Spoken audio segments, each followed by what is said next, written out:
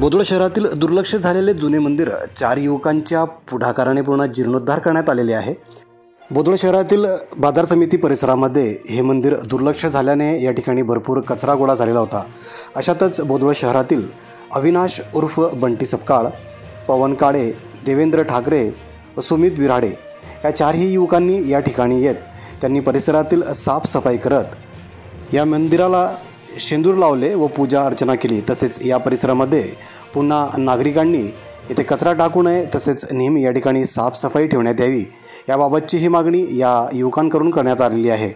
दुर्लक्ष झालेल्या मंदिराचे या युवकांकडून पूर्ण जीर्णोद्धार करण्यात आल्याने परिसरातील नागरिकांनी या 4ही युवकांचे अभिनंदन केलेले आहे। आम्ही भाऊ घरून आले, आडी बसले तर आडी पुरी घाण पडलेली होती। देवाला शेंदूर बिंदूर काहीच नाही होता। मग एक म्हातारे बाबा आले, मी त्यांना म्हणजे सहज असं मजाक मस्तीमध्ये बोललो, म्हणलं बाबा हे देव कधीपासून आहे? तर मग ते बोलले की 30-40 वर्षापासून म्हणे मी पाहतोय, पण या देवाला आजपर्यंत कोणी शेंदूर लावला नाही, काहीच केलं नाही। मग आम्ही स्वतःच निर्णय घेतला, म्हणलं आज आपण देवाला शेंदूर बिंदूर लावून देऊ। मग आम्ही इकडे सगळं सफा केलं, हे घाणबीन इकडे लुटून दिली। मग आम्ही शेंदूर आणला आमच्या घरच्यामधून, शेंदूर बिंदूर लावला आणि आज म्हणजे जेणेकरून ते जेव्हा अंधारामध्ये होते आम्ही आज त्यांना उजेडामध्ये आणले। नक्कीच।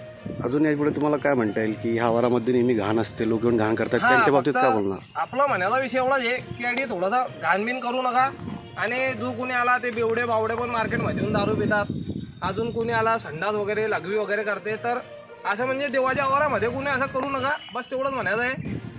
आज अक्षय तृतीया पण आहे, तरी आम्ही म्हणून देवाचं हे करलं आहे, तरी सगळ्यांनी थोडंसं लक्ष द्यायचं आहे। कोणी आला तरी, आम्ही नसले तरी इथं कोणी साफसफाई करून द्यायची, देवाला शेंदूर नसला शेंदूर लावून द्यायचा, बस एवढंच म्हणायचं आहे। जय श्रीराम, जय महाराष्ट्र।